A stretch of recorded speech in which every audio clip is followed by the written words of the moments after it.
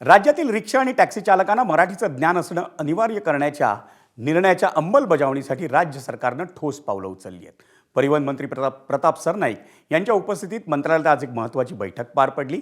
या बैठकीला स्वतः प्रताप सरनाईक आणि परिवहन आयुक्त यांच्यासह रिक्षा टॅक्सी चालक संघटनेचे पदाधिकारी आणि भाषातज्ज्ञ उपस्थित होते.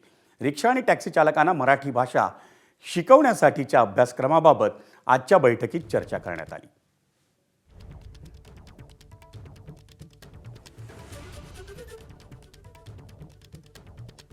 मराठी भाषा शिकल्यानंतर समोरच्या व्यक्तीला मुंबई मराठी साहित्य संघाच्या वतीनं प्रमाणपत्र दिलं जाते. ते प्रमाणपत्र राज्य शासनानं मंजूर केल्यानुसार आहे. असं नाही आहे की कुठल्या तरी संस्थेनं असंच दिलेलं आहे. राज्य शासनाचे मान्यता प्राप्त प्रमाणपत्र त्या देतात. त्यामुळे त्याचा फायदा असा होणार आहे की यांच्याकडे जर मराठी कोणी शिकलं तर आम्ही भविष्यामध्ये लायसन्स देताना, बॅच देताना किंवा परमिट देताना त्या प्रमाणपत्र त्यांच्याकडे आहे का अशी सुद्धा आम्ही अट घालू शकतो, जेणेकरून ह्या प्रमाणपत्रानुसारच समोरच्याला लायसन्स, बॅच किंवा आम्ही परमिट देऊ शकू.